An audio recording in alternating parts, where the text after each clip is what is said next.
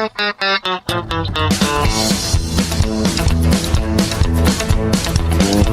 on in, sit right down. Keep your hands up and keep your chin down. Shut the door. Time to go with Randy Harris and Knockout Radio. Ladies and gentlemen, Knockout Radio with Randy Harris is about to start. So get ready for the best MMA talk, games, interviews, prizes, and surprises anywhere. For Knockout Radio, I'm the voice, Ray Flores, and you can follow me on Twitter, twitter.com/Ray Flores MMA, or facebook.com/Ray Flores MMA. And now, here's Knockout Radio. Hey, everybody. So this is what the studio looks like. Yeah, you haven't seen it in a while. God, it's been a while. Did you forget what you forgot what the place looks like? How long has it been since we've been in studio? You or us? Me. Alex? Can you answer that? Because it's been a while. I mean, I can't count that high. It's been so long, I don't even recognize you. What? Really? Don't say that. You hurt his feelings. How long it's Damn, been. Randy? No, I'm just saying it's been that long. I didn't recognize how to pull into the parking lot. Cut me deep. I mean, what? Cut like me, Mick. 6 months at least since you've been solid, in here. Solid. Yeah. The last time was when Matt Hamill was here. Which was a day before Seattle. December. Really? Yes. All right. Huh. Well, let's get right into it then. Speaking of Matt Hamill. We're doing great. Thanks for asking. How you guys doing? I already answered that. Wegs, it's all you. How you doing? I'm Onion? peachy. Okay. He's oniony. Frank, everything good? I'm good, man. Hey, are you going to come support the Onion when he? Oh when my he, God! When Remember, he does his he thing? has layers. Is he fighting? No, he's not fighting. He's performing. Is performing the right word? He's competing. He's competing. I'm a competitor. Don't you see how svelte he's been getting lately? Competing in what? What are you, like, synchronized swimming, or what's going on? Pretty damn close. No, I'm doing a bodybuilding and physique show in September. Damn. All right. Yeah.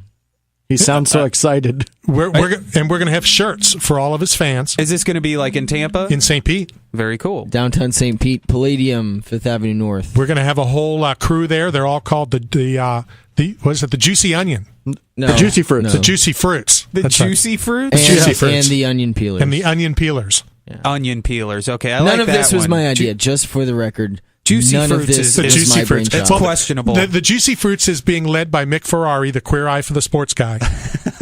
And so, yes, they will be in rainbow colors. Are you wearing rainbow colors too when you're up there? No. In No, your, I You won't even promise you. recognize Why him. not? I promise He's going to be you. tanner than Frank. Yeah. No, he's going to be tanner than Daniel Cormier. Yes. Yeah. If he does Actually, everything that's, right. That's a little bit more accurate, too. I didn't even know he was into like the whole the bodybuilding Mr. Universe type Just of deal. recently got into this. This All is right. my first show.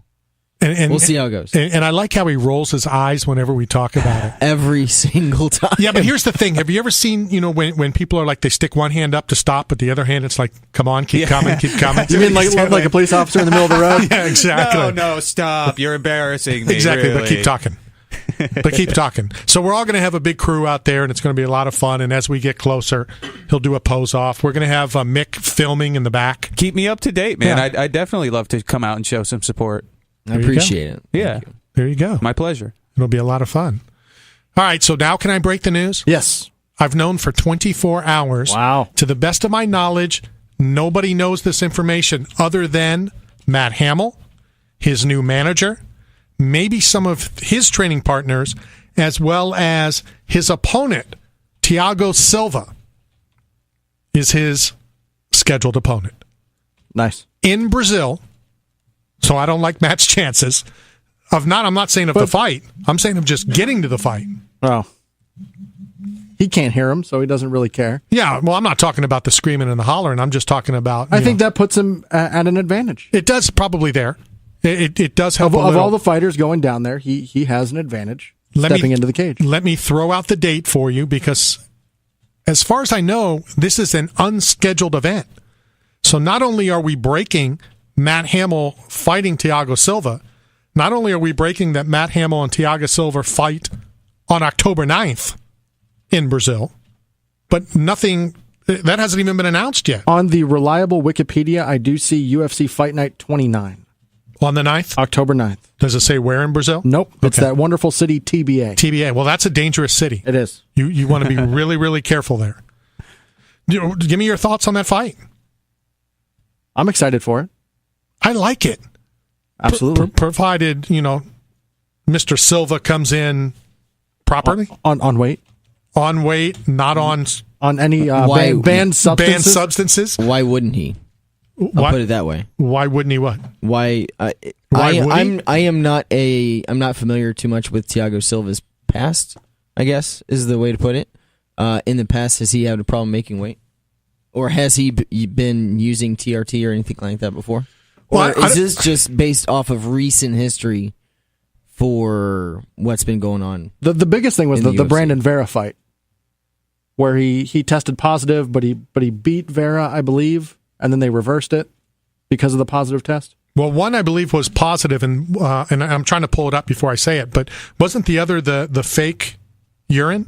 Is that what he did? I believe it's been at least twice. How is he still allowed to fight? Yeah, inconsistent with human urine. Yeah. Exactly. You serve your penalty and then you move on. This is the land of the free and the home of the brave. Even though they're fighting in Brazil and he's Brazilian. Man. You get a pass if you're Brazilian, I guess. It's okay. But again, especially when it comes to going that far to cheat He's a black zillion. and then doing it more than once. So I was right with the weight question. Yeah. He's a black zillion. Yeah. So hopefully it'll be announced. It'll be official. The contracts, I don't believe, have even been signed yet. But I got the call yesterday, and Matt was going to come in studio today, but because I'm going to jump out of here early today, we're going to save him for another time. His last fight, this being Silva, was on the UFC Fuel TV, Nogueira versus Verdum, against Rafael Calvacante. Knockout of the night and fight of the night. Oh, he's a bad dude. And have you done any research on him? Oh, he is a bad dude, absolutely. Have you seen him? Oh, yeah. I mean, he probably is one of the scarier looking guys. I wouldn't want to mess with him. I wouldn't want to look at him. That neck tattoo? Have you seen it? I have. Wegs, pull it up. I am And doing the scar on his head. He left home at like 13 or 14 and lived in the favela. So Oh God! yeah, so he has survived this He's is seen nothing. some things. Yeah, this is nothing to him. Fighting is like a piece of cake, compared to what his life has been up till now. But I think you just said June 13th, so it really wasn't that long ago. No. Could be, should be, would be. I know Matt's in town. Matt is in the Tampa Bay area. Matt Hamill, that is. Training here, I think, until almost August. So Okay, here we go. I'm looking at it. So he failed the drug test January 1st, 2011 against Brandon Vera. All right. Then he had a fight against Gustafsson. It was a decision. He lost. The next fight, Stanislav Nedkov. Another Bless fuel. you. Yeah, I know. Another Fuel TV card. It was in Macau. That was the Franklin, Rich Frank. Which original arm triangle submission win, and it was overturned after he tested positive for marijuana. He also won submission of the night. So he's coming off 2, or actually 3 of the night awards in the last 2 fights. Dangerous fight for Matt Hamill. Yes, it is. I mean, it really, truly is. He's 15-3 and 2 no contests. Right. So what are the odds that it's going to finish as a no contest? I'm going to say none. I'm going to put my money on that one. Are you really? Yeah. I think it'll be fine. why are you so confident it's going to be a no contest? I'm sure the odds are astronomical for that. He really can't do it 3 times in his next 6 fights, can he? 50% of the time. Well, he can. He can. I'm going to look it up. I'm going to look it up and see if that's actually on there. What the odds on it? Yeah, if there is a... Maybe we ought to get a hold of, I think it's Joey Odessa. Sure. I think that's his name. He does a lot of the online. I think that name definitely rings a bell for the odd stuff. But we'll check with Matt here in the next couple of weeks. We'll get him in studio. We'll take care of it. Once again, I'm going to be checking out of here fairly early, but I want to throw some love real quick. Can I do that? First, I need to say who's coming on the program today. You do. You do whatever you want. It's your show. With your love, you do with it what you see. Well, it's our show. No, it's your show. No, it's your show. You make that pretty it's clear. Your show. Just make sure you wipe the keyboard down afterwards. I'm not even touching the keyboard. It's his iPad. That's what I bring Wegs for. All right, first Whoa, and foremost. whoa. Wow. Wait a minute. Who's the juicy fruit? The juicy, fruity onion. All of the above. Exactly. Wow. All right, so the Cobra will be on in the bottom of the hour. The Cobra. Oh, I like that. Yeah. Look at how animated Sean is today. Wow. It's kind of cool. I appreciate that. So the I had to Cobra, pick up the slack for Derek not being here. Andrew Cobra Rhodes. Go ahead and Google him a little bit. One badass arm wrestler. I thought you were talking about the dodgeball player first. No. Oh, okay. Why? Is that the name of some dodgeball player? The Purple Cobras. In what movie might that be? Dodgeball. Okay. like I would know that. So the Cobra's going to come on. He'll be competing August 24th in Las Vegas. I will be out there covering it as well. I will be live on Friday. You'll be in studio. That I will. And then 6:45, we're going to have a representative from Envoy Collectibles because we're giving away tonight. We're giving away a ton of stuff, but we'll be giving away a VIP meet and greet for everybody's favorite Diamond Dallas Page. Nice. DDP, Jack Youngblood, and there's a third, and I don't remember who it is, but I'm sure they'll fill us in, doing a big autograph signing in Canton, Ohio, next Saturday. Hall of Fame weekend. Same day, yeah. Warren Sapp Hall of Fame weekend. Do you think he'll be doing a signing when Derek Brooks goes in? Because we'll be up there. DDP? Yes. Yeah, well, they're friends. That's why. But DDP will be there anyway doing That's an pretty autograph impressive. signing. He'll be up there, though. Sure. Is it affiliated with the... I don't think so. No, because I think it's at the Holiday Inn down the road, whatever. But we will be there. Knockout Radio will be there in full force. Johnny Lightning and I, we're going to head up there and Blast take care from of the that. past. Yep. So we're going to take him up. We'll also have a prize pack to give away from the Rock and Roll Hall of Fame. Oh, that sounds pretty cool. A very special Rolling Stones exhibit. We're going to hook people up with tickets. So if you're in the area, you want to go to Cleveland, this is the reason to go, the Rock and Roll Hall of Fame. If you want to go to Cleveland. Well, you need a reason to go. Absolutely. And this is one of those reasons. Even though wasn't Ledge wearing a Cleveland Brown shirt? Yeah, he was. Tim Couch. Old school. Yep. UK, there you go. He used to be a big Browns fan. Used to. Yeah. Now what is he? Well, I think he still follows him, but I think he's more, Bucks now. I got you. We're also giving away tickets to Demetrius Johnson's after party in Seattle. So if you're going to this weekend and you want to go, tweet us, text us, Facebook us, smoke screen us. Aren't those VIP tickets? Yeah, they are, as a matter of fact. I don't know what that entails, but yeah. I don't know, but I'll try to find out. You do that. I will. It means something. I believe the event is at the Venue in Seattle. It's like a 3 or 4 story ordeal, so we will hook some people up and send them out there. But I will be headed out to some very cool things over the next couple days. Yeah, please let us run down the list. In no particular order, in Seattle, I will be hitting up the Ballard Annex Oyster House. Food. Yeah, of course. So let's mark that one down. Wegs, you got it? Food? Nope, that's one. Check it off. Food. I will be hanging out at Radiator Whiskey. Is there food involved? At the Market Building in Pike Market. And yes, there will be food involved. Food, too. I will be headed out to Salty's restaurant. Okay. Lots of food. Well, no, the lots of food is Salty's on Sunday. But I was with you for just regular Salties, and there was a disgusting amount of food. I'm taking the buffet was at the table, and they weren't offering a buffet. there was no buffet on either day. But, so what's lots of food? Is that like 3 tables put together? That's when he can pick what he wants, and he doesn't have to order. We are going to film the Sunday brunch. Oh, man. Because there is a contest. Eve Edwards last week claims that he and Melvin Gilliard can out-eat me. So there's going to be an eating contest? So it is going to be an eating contest on Sunday.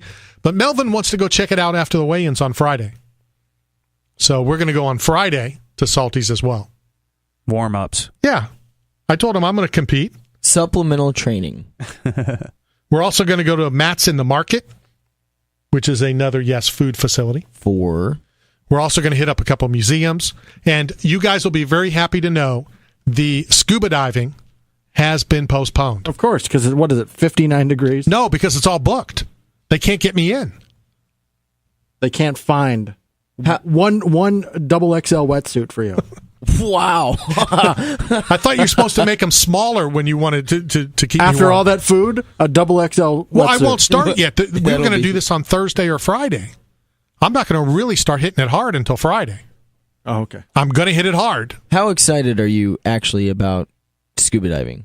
Do you actually want to go? Yes and no. I mean, yeah, I'd Would like you to. want to go somewhere that's warmer, like Oh, here? absolutely. You know, but my biggest thing is when I go, or Johnny Lightning goes with me, or you guys are lucky enough to go with, or fortunate enough, or whatever. I don't want to spend 3, 4, 5 hours doing anything like this in a city that's not home. You know what I'm saying? It took me 2 years to finally do the Richard Petty race thing because it's an all-day thing. I don't want to go to Las Vegas, and this was early when I was going to Vegas. You know, now I don't even leave, before I even do anything. But it took 2 years of going to Vegas to finally go and do the racetrack. So, no, I don't really want to do the scuba. I'd rather go to the restaurant. Of course you would. If I'm going to kill 3 hours, I want to do it eating, not You want swimming. to do it with killing yourself. Well, we're all going to die of something. I mean, so. yeah, even the scuba diving, you could kill yourself. Are you not? Have you done scuba diving before? Though Never. I'm assuming never. Never. I mean, do you enjoy Never. the ocean at all? No. It's a big no. Does he like the sun? That's a no. Well, it's I Does he don't like the heat? No. I barely like people. Does he like air conditioning? Absolutely. Does he like food? Yes. Does he like his chair in his living room? 100%. I don't mind the ocean. I don't like the sun. I don't like the beach. I don't like going to the beach. I don't like laying in the sun. To me, that's the stupidest thing ever. Yeah. So now his Well, I trips mean, to Vegas that's- for the fights are perfect. He stays in that hotel and never leaves. Yeah, I never leave. Doesn't see the sun, does what he needs to do, goes back to the room. I mean, I'd recommend it, dude. I've done it before, and if you have the opportunity to do it somewhere nice, it really can be a very cool experience because you all it takes is just going down 25, 30 feet, which is relatively, it's not that far down, and it's almost like you're in another world. It's a very cool experience. I will eventually do it at some point, but I just will not get it done this week in Seattle, unfortunately. Thoughts on the card at all, Sean? Hold on, let me. What is it? UFC on Fox 8? 87, 8.2, 3.5. I don't know. 398. The numbers keep rolling out. What happened to Wegs? I don't know. He got a phone call. He gets a phone call and he's he runs right he's out. a busy guy. Important bodybuilding business. Well, no, I know who it was. It is Matt Hamill's manager. I didn't know that we drop everything we do, but maybe now we're being told, you can't release that yet. Oh. Too late. The information that I gave you, we can't talk about yet. You took the cat out of the bag too soon? The fact that Matt Hamill is fighting Thiago Silva in Brazil. And I was able to, I know we talked about this last week, for those people interested, we are going to film, we're not, they are going to film Ian McCall hanging out with David Vieira in Rio next week. Very cool. I've asked them to film the hikes. They're going to go to the statue. They're going to do a bunch of that stuff. I've asked them to film the whole thing and send it to us, and we'll get it up on the website. All right, so you asked me about the card. Yeah, give me your thoughts. Very excited. The undercard, I think, might be better than the main card for you MMA fans. And why you say that? oh, I'm saying if you look at the names for new fans or I don't know how to explain it. Newbies? Well, no, just Oldies? average fans. Average? Rory McDonald, Jake Ellenberger, Robbie Lawler, Demetrius Johnson, Liz Carmouche, all names that you've heard recently. Sure. But you look at the FX card, Ed Herman, The Eve old school Edwards, guys. Darren Cruikshank, Melvin, Mac Danzig, Chiesa. It really is exciting. I think top to Aaron bottom. Riley on Facebook. Right. Well, we talked to Aaron about that when he was on. A couple, what He's was it the main last event week? on Facebook. He is the main event. We're okay with that. Eve is looking forward to this fight. I finally got a response from Cruikshank, and he said he has not. Is he still smiling? He is still smiling, but he hasn't had time to even think. This has been like a 2 or 3 week a big fight for him, turnaround. All right, did we get yelled at? Is that what that was? He just wanted to make sure. I just got off the phone with... yeah, I know. We already talked about it. Okay, all right. Well, yeah, just got off the phone with him. He just wanted to double check. I didn't tweet that out before the news had been broken by you on air, so he was just. Oh, he saw your tweet. Okay. He saw the tweet. But also, Matt's not going to be going home in August. Oh, he's staying here, huh? He's flying to Brazil from here. Oh, really? So he's leaving here in August? No, he's not leaving here. Oh, he's going to stay. All right. Yeah. I'm like, what, is he going to go down to... So the training camp will be... Well, it's already here. The Tampa Bay area. Yeah, I mean, they've already started, and I know some of the people, and I don't know if we're supposed to announce, not that it's a big secret or anything like that, but there's some local people that he's training with and working with. And, I got to be honest with you. Some is okay, but some kind of scares me a little bit. And why does it scare you? Because it's different. It's not mixed martial artists. It's one guy, like on the one discipline. He does one thing. A whole bunch of specialists. Right. Basically. Yeah, well, I don't know if you have enough time in the day to go to 15 different people. No, but you have enough time in a week. No, you don't. Yes, you do. Not when you're fighting a monster that lives in a favela on the streets. Oh, he lives in Fort Lauderdale. Not when you're fighting a monster who lived in a favela in the streets. And he trains at the Black Zillions. Not saying that takes anything away. Oh. But, just saying. You don't have a whole lot of love or respect for the Black Zillions. They earn respect. Well, everybody earns respect. Yeah, and they haven't earned it yet. I think that's a fair statement. I think they have a ways to go. All right, so what fight are you looking forward to most on Saturday? Wegs, got one? Well, I don't know. Julie Ketsky, I kind of like to see that because I was going through MMAweekly.com earlier. Nice. And they had shown hold on, what website? MMAweekly.com. It's a good site. Just so you know, they're the world's largest independently owned MMA website. I was going through their website, and they had a video of the Gina Carano Julie Ketsky fight from, I guess it was the first female fight in Elite XC or FC. Sorry, Elite FC. XC, I believe. Oh, it was XC. Whatever. Anyway, it was a damn good fight. Well, no, Bellator was FC, I believe. A lot of them are FC because usually it stands for Fighting Championships. All right, get to it. Come on. Go ahead. It was a damn good fight. I haven't seen her fight live before. I want to see that fight. Sean? I am looking forward to your co-main event of the evening. Suit and tie, Rory McDonald, Jake Ellenberger. Is it because you want to see if Rory McDonald is the real deal? I think he is the real deal. You do? I do. And this is a big test for him. Well, this is the test. And it seemed like his last test was in Seattle.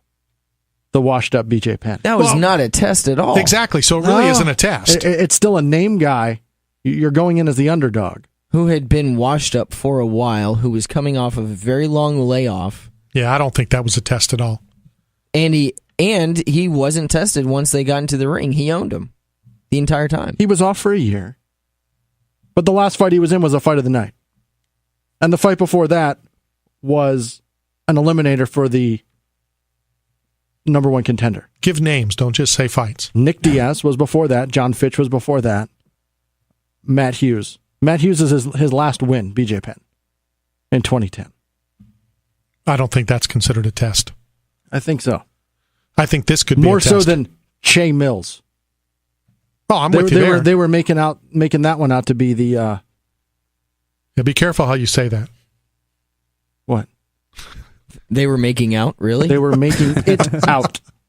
Gosh, you guys have issues. Didn't know where you were going with that one. They have issues over there. All they're thinking about is bodybuilding and juicy fruits. It's the juicy onion. Is that website taken yet? Do we need to get that up and going? I don't know. I'll check it right now. TheJuicyOnion.com. I'd really like to see the Carlos taken. Condit fight, but I'll take this one instead. I think it's going to be a good fight, and I think this is the test. And you guys are going to say, well, it's because he's your friend, he does the show, whatever. I think the Eve Edwards fight is going to be exciting. Because Cruikshank comes to fight. He does come to Eve. fight. And obviously so does Eve Edwards. And they're two great guys, too. Well, that has nothing to do with the fight itself. I'm just saying they're stand-up guys. They're always happy. They love what they do. And they're going to go in there and entertain the crowd. I wonder if Eve will eat more or less depending on the outcome of the fight. Absolutely not. I think he'll still go to town one way or another. You got to eat. Well, you got to eat.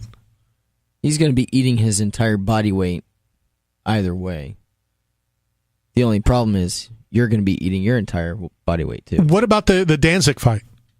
Now, I know you guys are not high, and obviously Derek's not here, and he's not high on Melvin Gilliard either.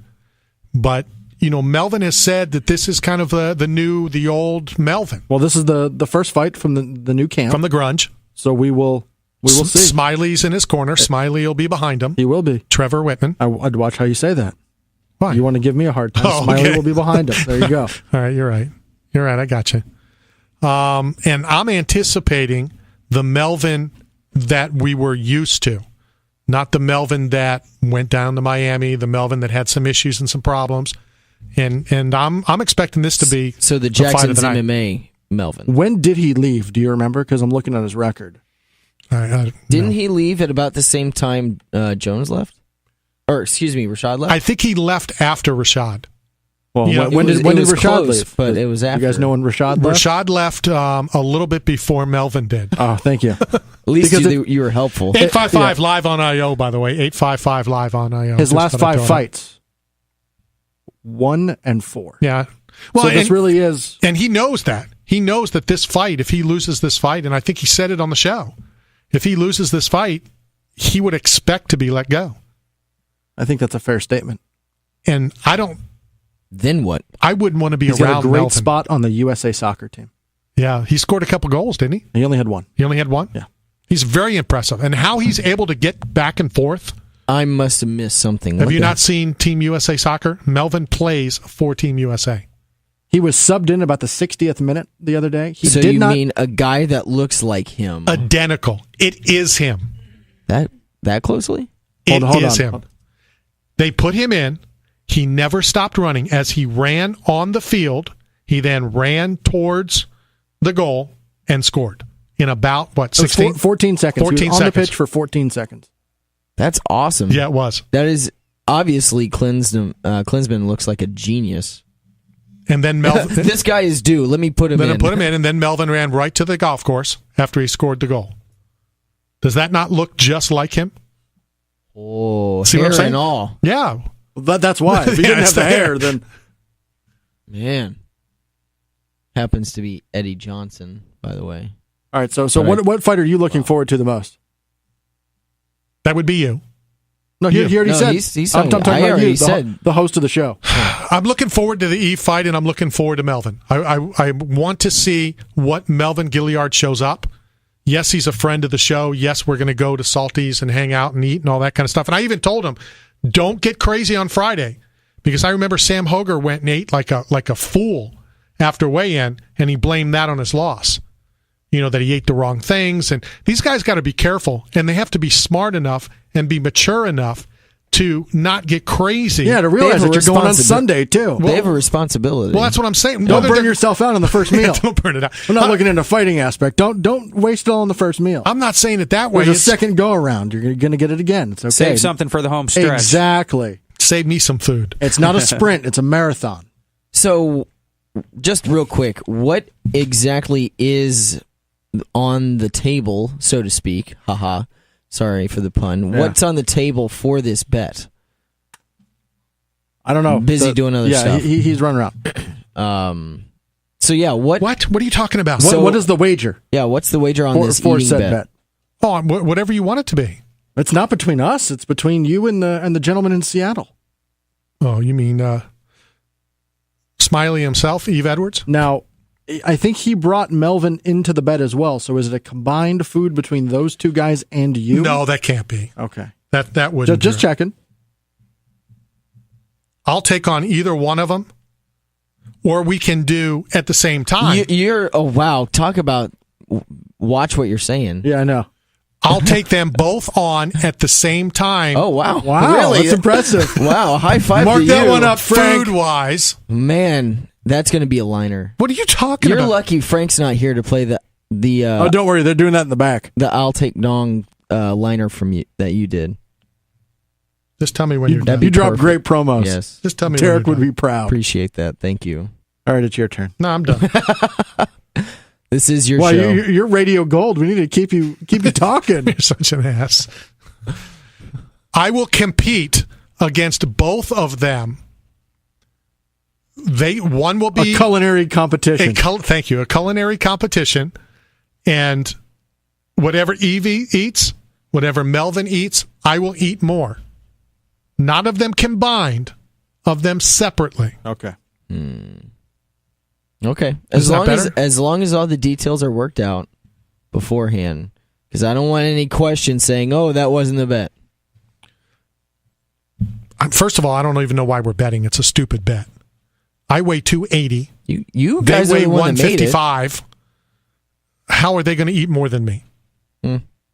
Well, that's the thing. They've been starving for the last week and a half. If Eve Edwards was smart enough to say that he will increase his weight, Biggest Loser style. Yeah, Biggest Loser style. Percentages. Then, I could maybe go with that. But to go, one-on-one with the great one, you like that, huh? Yeah, I do.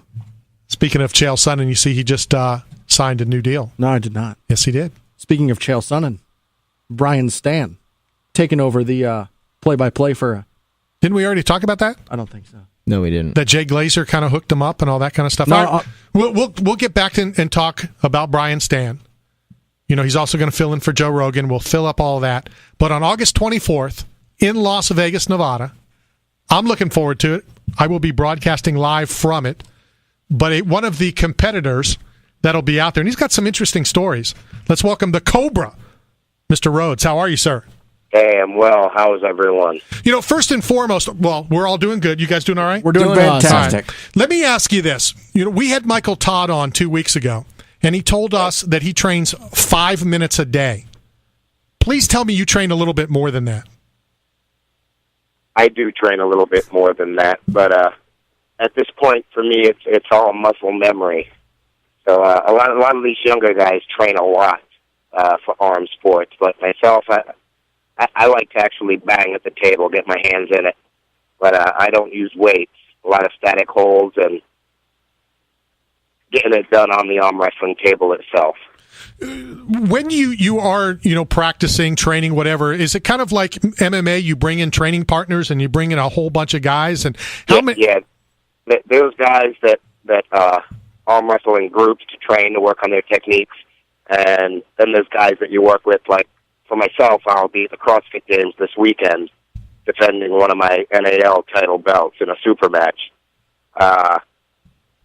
The guy I'm pulling, Jeff Hale, is a power hooker. He's a dead inside beast of a guy. So I brought in a couple guys into Team Cobra that pull his style, so I can bust him open and let the techniques flow. Now, I was watching some of your videos on YouTube, and from what it looks like, I mean, you say that you train for somebody specifically based on their styles, but to me it looks like you have one style, and that is pretty much from the get-go, go as fast as you can before the other guy even has really a shot. Is that what you try to? Is that what you stick to the entire time? My technique, Cobra, it is you take control of the hand early in the match. A lot of times I'll sneak a flash out of it and just wipe the guy up. But as long as I have hand position, I'm still in the match. There's never an end to it in my book. You can always come back from something. But this guy I'm pulling this week, if I can stop his hit, we'll bring the title back to Indiana. Talk to us a little bit about the event in Las Vegas on the 24th. The more research I do on this, the bigger this event seems to be every single day. Can you talk about the event itself? The event. Now you're going to be working the booth for the event, are you not? Yes, sir. I will be there. Okay, I will be in the booth as well. I'll be commentating it with John Jones and Ken Shamrock. They're going to be in the booth with me. I'll be the Joe Rogan of arm wrestling at this event, the pay-per-view. We're going to have 47. We have athletes from 47 countries coming to compete in Vegas. They're giving away over $500,000 in prizes and money, and it's just going to be one of the biggest show of arms since we did Over the Top back in '85. And I do want to talk to you about Over the Top, but we both left out another name of somebody that'll be in the booth doing some commentating as well. And Wegs, you just brought her up. Julie Kedsky is also going to be in there giving the female side of the arm wrestling competition. Yes, she will. Yep, another pioneer. They call me a pioneer of my technique, and there's a pioneer in MMA going to be banging with us. Talk to us a little bit about the movie Over the Top. And, like I said, I did a little bit of the research. I saw you were in the movie. You were a consultant on the movie. Talk to us about that. Well, Marvin Alex Cohen made the deal, when he was vice president of Canon Films. And Marvin has been with a lot of arm wrestling throughout his career. And he's the guy who gave Stallone $1 million check to read the script. And he just set it off. Arm wrestling was hot for a couple of years. Guys were making decent coin. And Marvin Cohen's back with another big show. And I'm really excited about it. Where do you see the arm wrestling? I know that it's big, but where can we take it? With Marvin now being involved, this event in Vegas, and I know there's some other things in the works. Where can it go? Is this like MMA 4 or 5 years ago and it's ready to explode? I hope so. There's a lot of TV deals going on right now with arm wrestling in the reality world. Some stuff I can't talk about at the moment, but this show that I'm going to this weekend, defending my NAL belt. I'll walk out of there with 12 stacks when I defend my belt. That's a good day for arm wrestling in a super match. I remember back in the day when I started in 1979. And, guys would travel 500 miles to compete for a friggin' hot dog, you know what I mean? It was just the pure love of the sport. But now with the super match format, there's a lot more money coming into it, a lot more sponsors.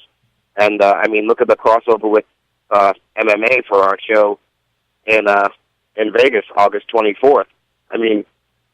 Who would think that an arm wrestling tournament's going to have John Jones and Kenny and Julie in the booth with me? We're just, hand and wrist control are pretty important in MMA. And, I work with a mixed martial artist named Anthony Lapsley, the Recipe. He's held King of the Cage title. He's actually turned down a couple of UFC fights, because one of them was against, they wanted us to fight one of our buddies, Chris Lights Out Lytle. And that just wasn't happening. Anthony's here from Fort Wayne, and he trains down in Indianapolis. So, it's nice to see the marriage of two collision combat sports. I'm really enjoying it and happy for my sport. When I looked up on your bio, I don't remember if it was your favorite match or your most difficult match was against another MMA guy in Gary Goodrich. Yeah, well, Gary's my little brother. Gary, I taught Gary how to top roll to beat John Brezink, and he is a beast. Some little known facts about Gary: he is not a fighter. The guy's a dancer. They used to travel all overseas all the time, and that was Gary's gig. There was never trouble. He'd always shy away from it. And lo and behold, when he did the show in Japan, arm wrestling, it was on after UFC 8. I'm real happy about Gary's career. Talked to him quite a bit. He's doing the best he can with his condition, and just lovable Gary.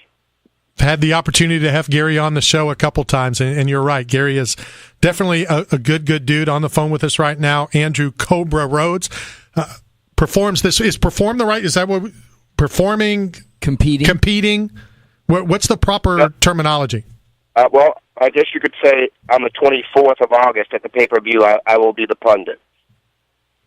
I will run it down. I will let the public know on the pay-per-view exactly what's going on, what the techniques that the guys are banging out, and their thoughts with some interviews of how guys want to attack different guys' techniques.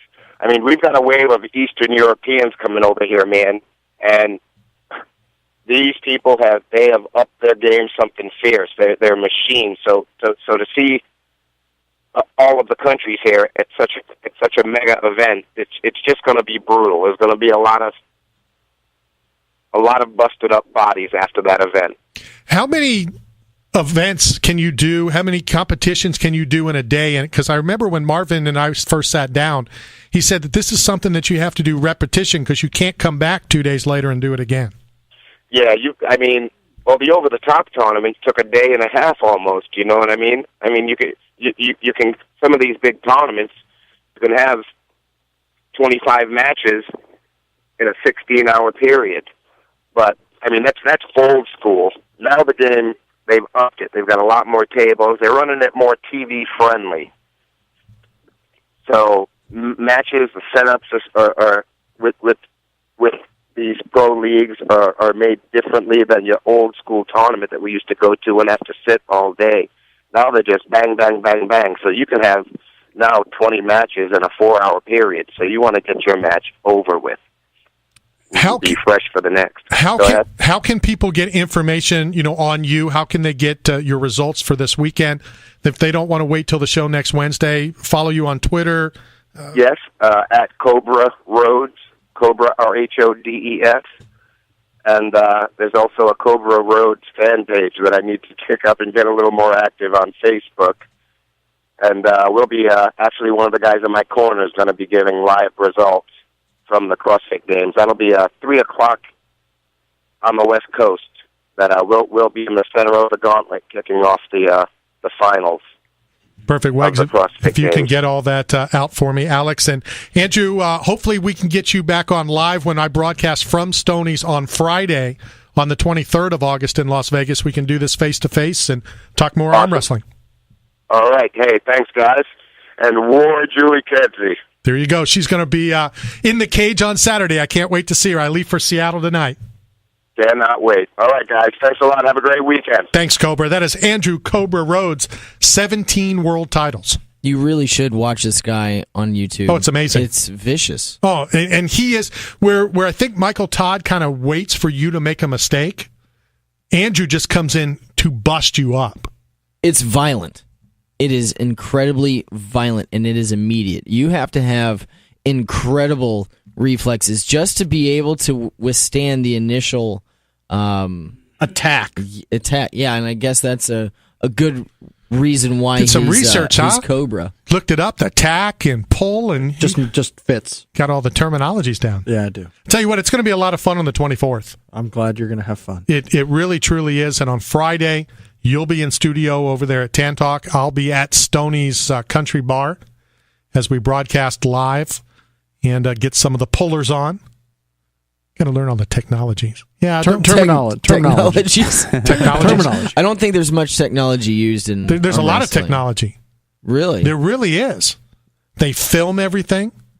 They watch everything. They rewatch. So as silly as it sounds, they are watching video of all the competition. So they watch tape of like their arm wrestling matches? Yeah, they do. Huh. They do. I didn't know that. And this just in, and I think I mentioned it to one of you guys before we came on. We had Michael Todd on 3 weeks ago.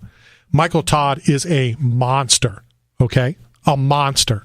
If you look up on one of the websites, he is the number 2 arm wrestler in the world. Kind of a big deal. Kind of a big deal. Whose rankings? The world arm wrestling. Okay. Let's see, the W World. I don't want to say WWE. No, I don't want to do WWE or anything like that, but I'm looking forward to it. I think it's going to be cool. It's going to be a lot of fun. You enjoy that. You enjoy your trip to Vegas. I will. I'm sure I'll hit a couple restaurants as well. Of course you will. These guys don't sound bitter at all. Buffets. Yeah, no, not at all. Not at all. Buffets. Just running down the list of things to do in Seattle. The event on the 24th, by the way, is the World Arm Bar Wrestling Championship. World Arm Bar Wrestling. Yes. Okay.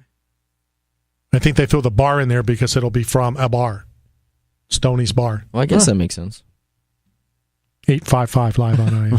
Just thought I am Salties. Can you imagine Salties? Imagine a place that becomes something absolutely unforgettable. Sustainable seafood from icy waters of the Pacific Northwest. Salties is sweet coconut-crusted prawns. Salties is live Dungeness crab. The finest USDA prime steak. With perfectly paired wine. Your life is our celebration. Your table is waiting at Salties. Go to salties.com and make your reservation today. Salties, Alki Beach, Redondo Beach, and Columbia River.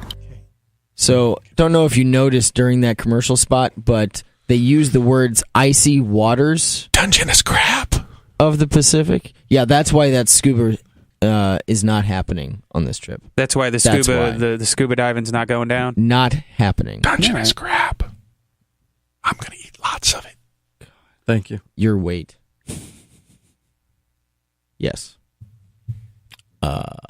Wait, what were we talking about before we had Cobra on? We were first talking day about on the radio. Chael Sonnen. No, we were talking about Brian Stan. Brian Stan sitting in for at 163. That would be you. Thoughts? Somebody. I think people are looking too much into it. I think it's a one-time deal. Well, no, I'm just saying of the fighters to pick. Well, I think it sort of makes sense just with what he's doing with Fox and the fact that he has experience from the analyst side of it. But isn't Ken Flo the part of the number 2 team? I don't know. I believe him and John Anik do all of the. But maybe they want to keep it separate. Maybe they. But want you bring up the number 2 to do it. You already know who this guy is, and you're like, hey, I like what he's doing. You like it, okay? Well, if you watch these events too, that's where you can find him. Could be wrong. I mean, it makes sense. I understand what you're saying, but when is their next event? You know what I'm saying? I'm saying when is when is Kenny Flo's next event? Kenny Flo? Yeah, Kenny Flo. Ken Flo Florian. He's Kenny. Randy calls him Kenny Flo. Yeah, Kenny Flo. Not everybody does, but not anybody can. That's his. That's the way I roll. You know what I'm saying? If it's like a week out, if it's a week later, then they're not going to be able to send one of the 2 of them there. No, the fight night. The fight night is the Fox card in Boston. That's the next one, which is the 17th. Yes. And the thing in Brazil is the 2nd? The 3rd. The 3rd? So 2 weeks. Yeah, so they could have. They know what they're doing. It's not their first rodeo. Obviously. But again, they're running the show. I think people are looking way too far into it. I doubt Rogan is losing his job. Well, no, it has nothing to do with that. I'm just saying. So then what else? I'm just saying who they picked to replace it. That's what I'm saying. Stand in. I don't think replace is necessarily the They're correct replacing word. him for an event. He's doing the event in place of Joe Rogan, which should be, in my opinion, Kenny Florian. Okay, well, but he's not. Rogan's not getting out of MMA though. He's still going to. No. Okay, that's cool. a sweet gig for him. Yeah, he loves it because he does both. He always sets it up so he goes and performs, makes a little cash on Friday. And I really did take him to be one of those people that kind of genuinely enjoys it. Like he does it because he's a fan of the sport. Well, he's more than a fan. I know he's involved. He trains. He's a black belt. I know he trains and everything. Yeah, I mean, too. he's the real deal. So that's I laugh a lot of times when people kind of rip him, and it's like, well, he doesn't know, dude. He's a black belt. He knows better than the vast majority of fans out there, especially in the United States. I think he knows more than some, if not many, fighters.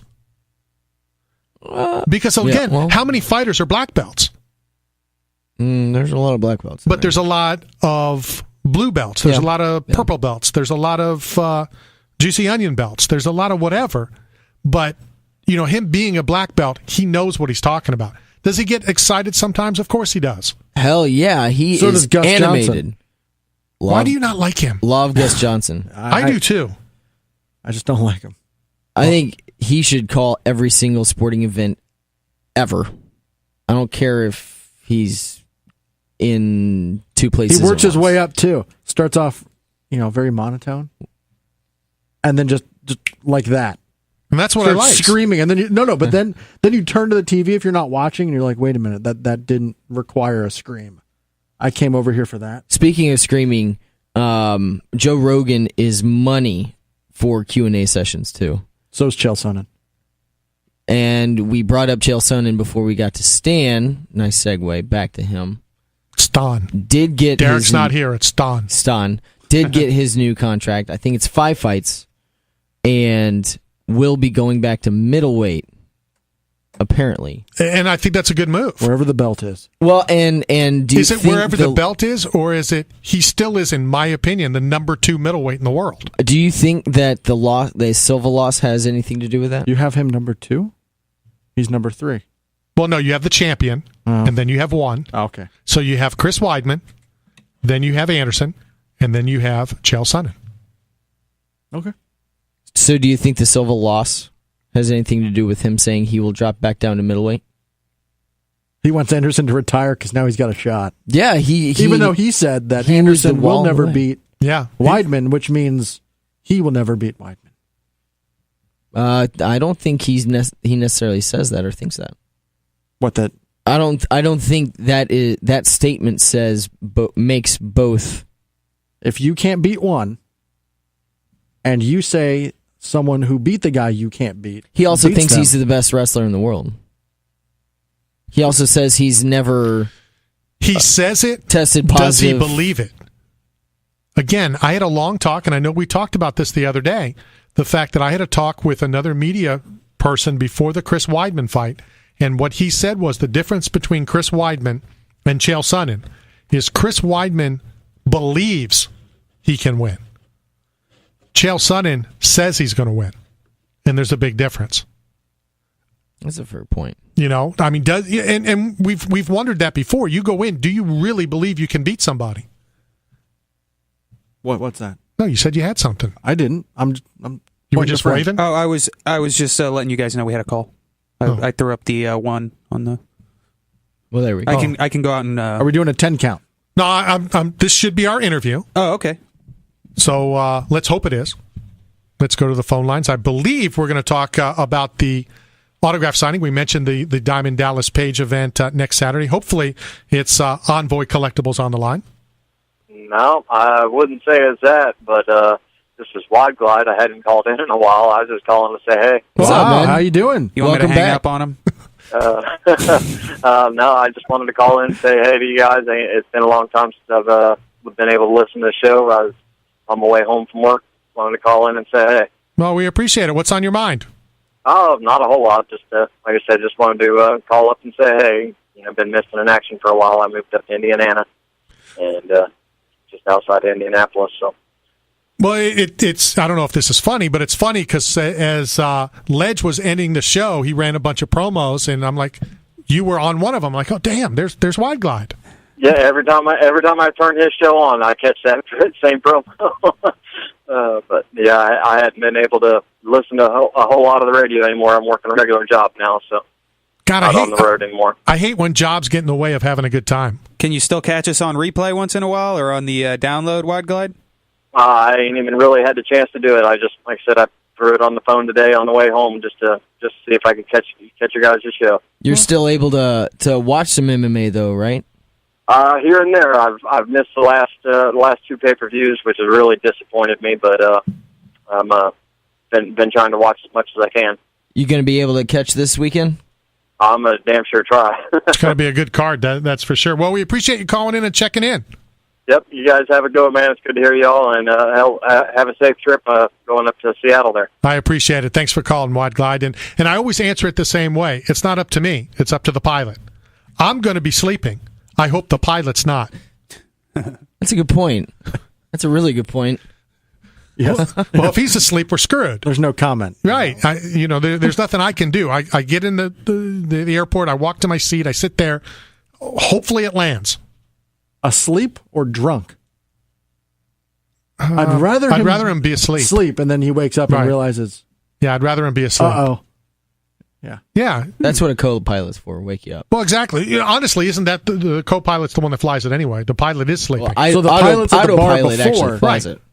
He's the co-pilot takes off, and then the buzz wears off during the flight. It's like 5 hours to Seattle, so he's good to land the plane. Maybe I'll watch, what was the Airplane or one of those? Yeah, Airplane. Yeah, awesome movie. Shirley, you must be joking. Don't call me Shirley. Good luck. We're all counting on you. Sonnen,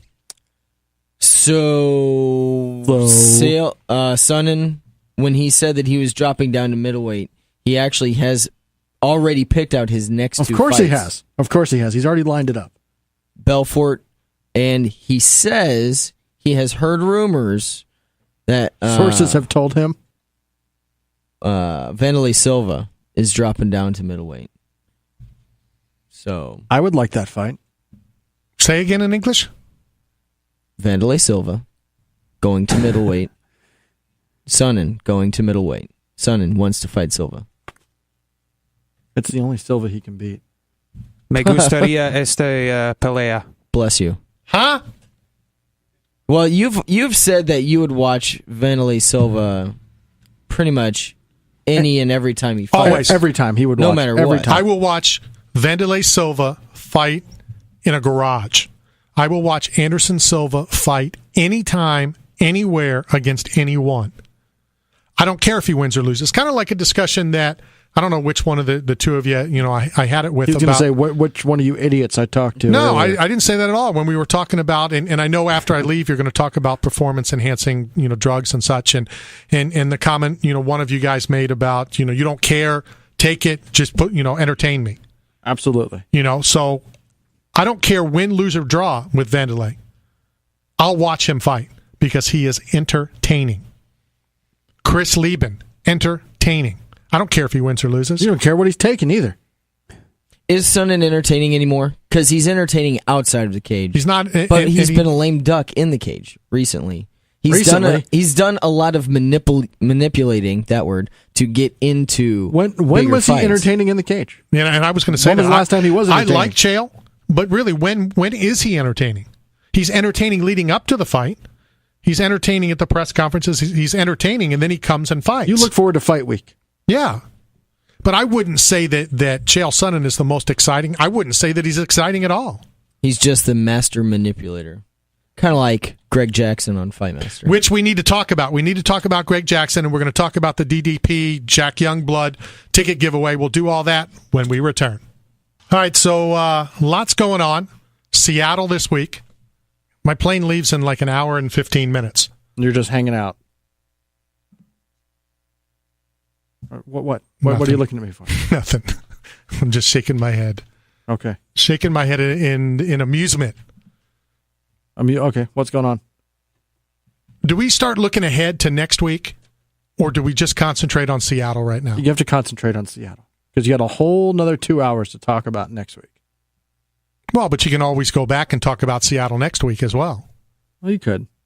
But do you really want to do that? Are you excited about Demetrius' fight at all? Not particularly. I'm not. I haven't been impressed with the midgets yet. With the midgets? They're what, like 5'2"? The midget. All right. Okay. They're tiny. Smaller. The Oompa Loompas? The mini people? They're not round. The mini people. No, they're very svelte, actually. I've enjoyed the fights. The petite gentlemen. They aren't How about that stoppages, though. The petite gentlemen. It's like a GSP fight. They're all going to decision. They're a little bit more exciting. Have they all gone to a decision? For the most part. But they've been good fights. How can you say that? Some have and some... I did like the Mighty Mouse and John Dodson fight.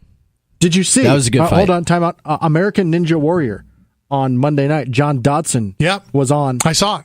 And how was he going to climb up the wall? It's a 14-foot wall. He didn't get to the wall, though. I understand that, but why even enter in it? And I love that Johnny did it, and I knew that he did it. I didn't know when it was going to show. Out of the Denver region. And I happened to be watching it. But what's the point? I think he could get up it. There is no way that he could get up a 14-foot wall. That would be pretty impressive. I think he could do it. Okay. Although you would hope that at some point in time... I'm curious what his vertical is, being an athletic guy. But you're not just from a stop jumping straight up. It's a running start. So now you're running up the wall. Now you only have to jump, 3 feet, 4 feet? 6 feet? To reach it. Yeah, more than 3 feet. Way more. I don't know. I would be totally impressed if he could get up the wall. It's only vertical for maybe 2 or 3 feet. You would imagine that during his prep for that, he would have been able to do that. You would think. You would hope. Yeah. I mean, he got knocked out on the, it was like a grip strength. He had to shimmy himself across, kind of holding, if you can see me. Well, I can see you. Yeah. Well, you can describe what I'm doing. He had to jump from like a trampoline onto this like finger. He did a good job. He really did. it was the bar thing. Isn't that where he fell down? Yeah, it was his fingers. There was one guy that tried to go on one side, just use one hand. Well, there were some guys, the rock climbers were definitely impressive. All right, I've mentioned Seattle this week. I've also mentioned that Johnny Lightning and I are headed to the Hall of Fame next week. We will be broadcasting live on Friday from the grounds. We're trying to be moved so that we can do it where all of the Hall of Famers will be talking to the media from 2 to 3. So we're going to try to move to there. If not, we will be on the grounds in the Hall of Fame. But on Saturday, a good friend of our program, Diamond Dallas Page, he's been on the program numerous times. We brought him to our big charity event in Nashville. We'll be there signing autographs, and to get more details from Envoy Collectibles, on the phone with us right now is Nikki. Nikki, how are you? Hey, good. How are you today? Not too bad. Thank you for your time. Talk to us a little bit about the event next Saturday in Canton. Well, what we're doing is an autograph show, and it's going to be a Best of Both Worlds show this year. So we're going to have our Pro Football Hall of Famers that are going to be appearing, and we're also going to have a couple of wrestling legends that are attending. So it's going to be something a little bit different to edge it up a little bit this year. All right. Who else is going to be there? I know that Page is there. Yeah, we have Diamond Dallas Page, Sergeant Slaughter. We have Dave Wilcox, who's a San Francisco 49ers Hall of Famer, Jack Youngblood, who's from the Rams, and Paul Krause from the Vikings. It's an awesome lineup. Great guys. I've had the privilege to talk to almost every single one of them. And when you sit down, and I don't know if you're going to have time to talk or when the fans come, what can the fans do before I start talking about it? Will they be able to talk to the guys? Will they have a few seconds, to talk to them about a story or something like that? Oh, absolutely. When people come to our show, they usually tell a little bit of stories to the athletes, and they converse a little bit with them. There's not a whole lot of time if there's a long line, but towards the end of the show, there tends to be a little bit more time for them to sit there and have a conversation. So it's something that they really like.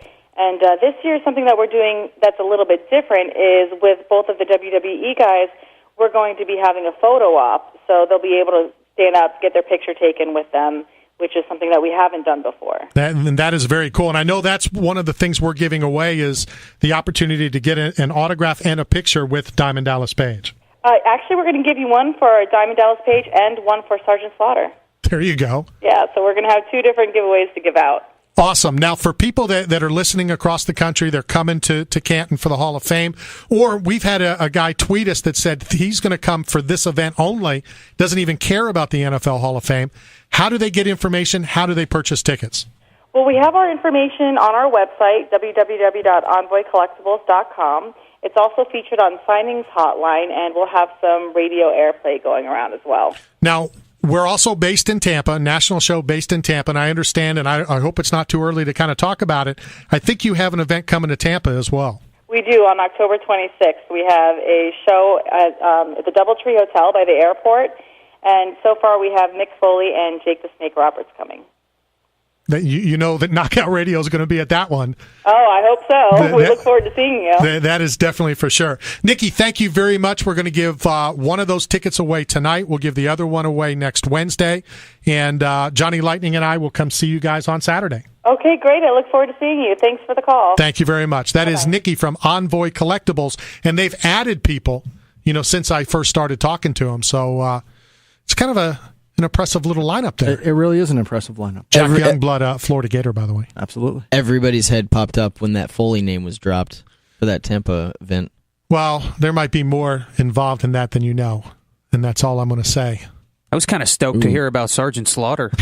I was always a fan of his from G.I. Joe. Yep, no, exactly. But Jake the Snake Roberts? Jake, that's who I figured you'd like. Jake the Snake got some stories. Was he the DDT? Was that his finishing move? Which was so different from the Diamond Cutter, and which is ranked higher. On the list. Well, and I talked to Paige about that, and I said about the 50 finishing holds, and it's like they're identical. There's like 4 of them that are identical. So how do you rank them differently? And how is Paige's the bottom when he's the one that started it? Politics. All right, enough about wrestling. I'm out of here. Don't you have somewhere to go? Yeah, I got to get out of here. Weren't you going to talk about Greg Jackson real quick? All right, real quick. We got a tweet. Somebody asking us if we saw Fight Masters. Somebody, Grossman. Who, by the way, is getting the ticket to go see DDP. Because he tweeted that, and we talked about it. I'm going to hook him up with that ticket. I'll get all the details and get it to him. But Greg Jackson has done it all the time, where he kind of like screams, great, nice, whatever. And sure, it's mainly for the judges. It's not for the fighter. But he's not the only one that does it. I was about to say, it's actually a fairly common thing as well, having a lot of cornermen, coaches, who will sort of egg on and give that feedback saying, hey, that you did what we just told you to do. Nice job. You're you're connecting. Nice job. You are transitioning well. Good job. That just saying good job or nice or whatever the case, that puts that into the judges' heads to say, oh, well, this guy is obviously accomplishing what he's trying to do. And hopefully the judges are paying attention to the fight where they don't have to worry about what the corner's saying, and they're watching the fight for themselves, and they can determine. Have you seen some of the scores? Oh, I have, and we're talking about Cecil Peoples, I'm sure. Absolutely. But I'm saying that's your job to pay attention to the fight. That shouldn't even come into play, but it does, and that's exactly why they do it. One thing that I wonder is... real quick, when someone snaps a leg kick and you hear it, that probably scores more, even if it does no damage, just because you heard it and you think. That's one thing when people have their head, they're doing what they're supposed to. They have their hands up, they're protecting their face. Leg kick gets thrown, it hits the back of their hand. It doesn't make any connection with their head, but it sounds like it connected well. And the way that the judges are positioned around the cage, it might look like it made contact to one of those judges who might score that a little bit higher. Or maybe it looks like it to two of the judges and the one that was in the proper position at that time. Talking about judges, long hair. Clay Guida. Exactly. You're popping your head back. It looks like you're getting hit when you're really not. And that plays into the eyes of the judges as well. Now, one question I have is, do the corners say, okay, we have these three judges.